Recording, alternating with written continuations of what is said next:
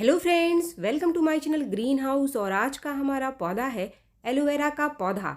अगर आपके एलोवेरा के पौधे की ग्रोथ कम हो गई है, इसके साथ ही आपके एलोवेरा की जो पत्तियां हैं इनका कलर बदलने लग गया है, पत्तियों ने अपना हरा रंग खो दिया है और इसकी जो पत्तियां हैं वो पीली पड़ गई हैं, भूरी होने लग गई हैं। इसके साथ ही एलोवेरा की कुछ पत्तियां जो है वो नारंगी कलर की भी दिखाई देनी शुरू हो जाती है। खास करके ये जो चीज़ें हैं ये सर्दियां जैसे ही आती हैं, ये समस्या एलोवेरा के पौधे के ऊपर ज़्यादा देखने के लिए मिलती है।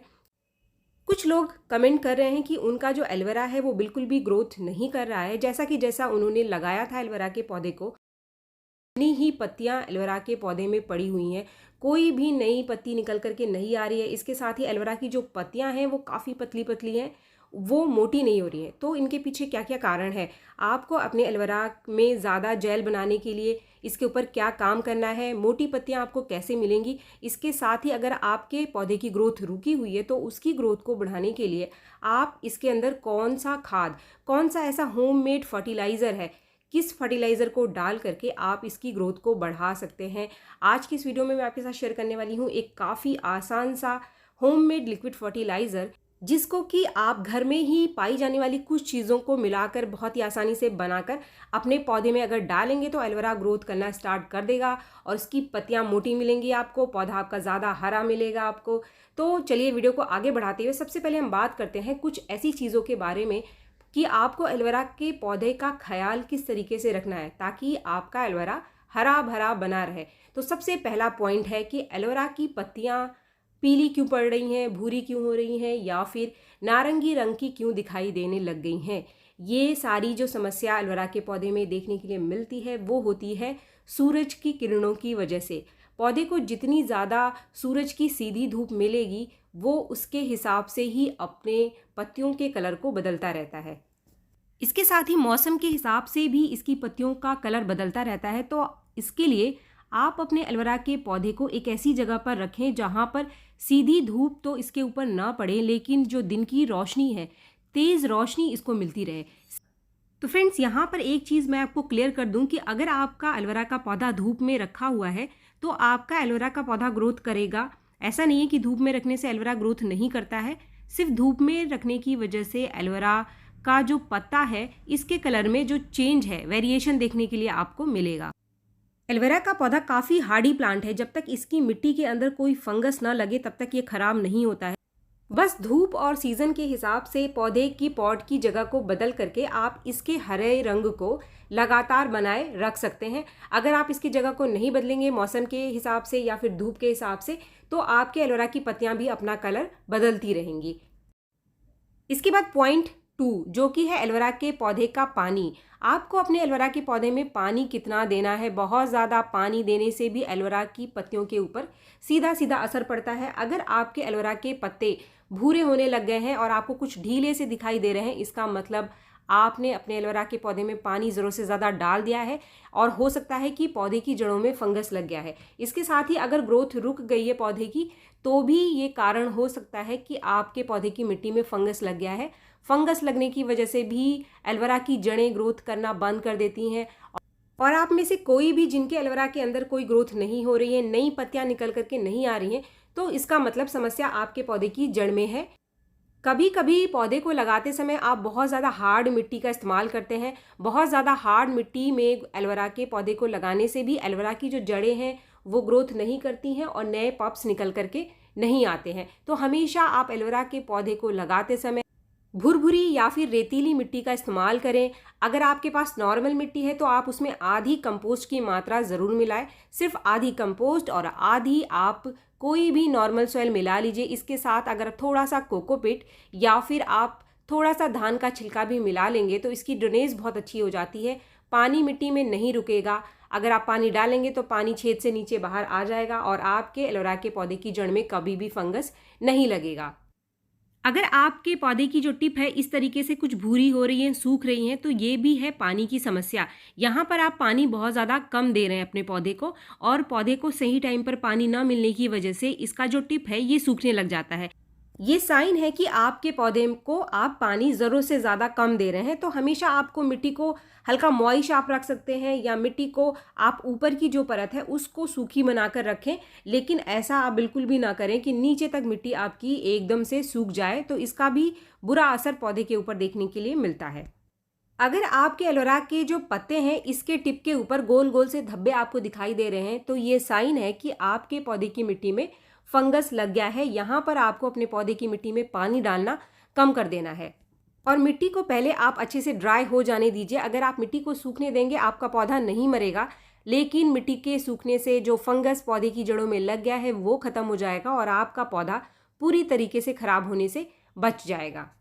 इसके बाद है पॉइंट 3। अगर आपके एलोवेरा की पत्तियां पतली पतली हैं, इसके अंदर जेल नहीं बन रहा है, तो एक बहुत ही आसान सा सॉल्यूशन है इसकी पत्तियों को मोटा करने का, कि इसकी जितनी पुरानी पत्तियां हैं इनको आपको टाइम टाइम पर निकालते रहना है। जितनी आप नीचे की पत्तियों को हटाते रहेंगे, तो जितनी एनर्जी ऊपर की पत्तियों को मिलेगी, पत्तियां आपकी उतनी ज़्यादा मोटी बनेंगी। अगर आपके एलोवेरा के पॉट में बहुत सारी पत्तियां हैं, ज़रूरत से ज़्यादा पत्तियां हैं, तो सारी एनर्जी डिस्ट्रीब्यूट होगी, तो पत्तियां आपको पतली पतली मिलेगी। यानी जितनी ज़्यादा पत्तियां हैं पत्तियां उतनी ही पतली मिलेगी, लेकिन जितनी कम पत्तियां आपके पॉट में रहेंगी वो उतनी ही मोटी मिलेंगी आपको, और मोटी पत्तियां यानी कि ज़्यादा जेल आपको एलोवेरा की पत्तियों में मिलेगा। तो ये एक नेचुरल सा आसान सा सॉल्यूशन है कि आप अपने एलोवेरा के पौधे की जो पुरानी पत्तियां हैं इनको टाइम टाइम पर अपने पौधे से हटाते रहिए, तो जितनी भी आने वाली पत्तियां हैं वो ज़्यादा मोटी निकल करके आएंगी। इसके बाद पॉइंट 4, एलोवेरा का फर्टिलाइज़र, एलोवेरा का खाद। एलोवेरा को ऐसी कौन सी खाद है जिसको दे करके आप इसकी ग्रोथ को बढ़ा सकते हैं, इसमें ज़्यादा पप्स, ज़्यादा नए पत्ते आप ले सकते हैं। तो जो एलोवेरा की ग्रोथ है वो इसकी जड़ों के ऊपर डिपेंड करती है। एलोवेरा के पौधे की जड़ों की ग्रोथ जितनी अच्छी होगी, एलोवेरा ऊपर उतने ही नए पप्स यानी जो छोटी छोटी पत्तियां इसकी निकल कर आएंगी, छोटी स्मॉल पौध जो इसकी निकल कर आती है उसको पप्स कहते हैं, वो उतनी ही मात्रा में निकल कर आएंगी और ऊपर से भी नई पत्तियां और ज़्यादा निकलेंगी और ज़्यादा मोटी होंगी। इसके लिए महीने में एक बार आप कोई भी कंपोस्ट 3-4 मुट्ठी एलोवेरा के पौधे को दे दें। एलोवेरा एक ऐसा पौधा है जिसको बहुत ज़्यादा खाद की ज़रूरत नहीं होती है। अगर आप महीने में एक बार कोई खाद इसको दे देंगे तब भी एलोवेरा अच्छी ग्रोथ करता रहता है। तो यहाँ पर आज मैं आपके साथ शेयर कर रही हूँ एक ऐसा ही होममेड लिक्विड फर्टिलाइज़र जिसको आप आसानी से घर में बना सकते हैं। ये है आलू के छिलके का और लहसुन के छिलके का लिक्विड फर्टिलाइज़र। इसमें मैंने 2 चीज़ें ली हैं, आलू का छिलका जो आपके घर के किचन में निकलता है, और लहसुन का छिलका। लहसुन के छिलके का इस्तेमाल हम यहाँ पर इसलिए कर रहे हैं क्योंकि जो लहसुन का छिलका है उसमें सल्फ़र की बहुत अच्छी मात्रा पाई जाती है, और सल्फ़र की मात्रा होने की वजह से ये जड़ों की ग्रोथ को बढ़ाता है, सीधे सीधे जड़ों की ग्रोथ के ऊपर काम करता है। तो ये आपके एलोवेरा के पौधे की जो जड़ें हैं इसकी ग्रोथ को बढ़ा देगा। और जो आलू का छिलका है ये भी एक बहुत ही बढ़िया होममेड फर्टिलाइज़र है आपके एलोवेरा के पौधे के लिए। तो इन दोनों को मिला करके एक दिन के लिए आप भिगो करके रख दीजिए, और अगले दिन जो लिक्विड फर्टिलाइज़र बनता है उसका इस्तेमाल आपको अपने पौधे के अंदर करना है। ये जो लिक्विड फर्टिलाइज़र बन के तैयार हुआ है जितनी मात्रा में, उतनी मात्रा में आप इसमें और पानी मिला लीजिए, और पानी मिलाकर डाइल्यूट करके ही आप इसको अपने पौधे में दें। इस फर्टिलाइज़र को आप बार बार अपने पौधे में ना डालें। इस समय सर्दियाँ स्टार्ट हो गई हैं, तो महीने में एक बार अगर आप इस फर्टिलाइज़र को अपने पौधे में दे देते हैं तो काफ़ी है। लेकिन अगर गर्मियाँ हैं तो गर्मियों में आप इस लिक्विड फर्टिलाइज़र को 2 बार भी दे सकते हैं, यानी कि महीने में 2 बार, 15 दिन में एक बार आप अपने एलोवेरा के पौधे को दे दो। आपके एलोवेरा के पौधे की ग्रोथ अगर रुकी हुई है तो ग्रोथ स्टार्ट हो जाएगी और काफ़ी सारी नई पत्तियां निकल करके आएंगी। लेकिन फर्टिलाइज़र के साथ ही जो चीज़ें मैंने पीछे आपको बताई हैं वो बहुत इम्पॉर्टेंट है। उन सारी चीज़ों का ध्यान भी आप एलोवेरा के पौधे के ऊपर ज़रूर रखें, तभी आपका एलोवेरा हरा भरा और स्वस्थ बना रहेगा और नए नए पत्ते निकालता रहेगा। लहसुन के फर्टिलाइज़र के अलावा आप प्याज के छिलके का फर्टिलाइज़र भी आलू के छिलके के साथ मिला करके उसका लिक्विड फर्टिलाइज़र बना करके भी इसको दे सकते हैं। उसका रिजल्ट भी काफ़ी अच्छा दिखाई देता है एलोवेरा के पौधे के ऊपर।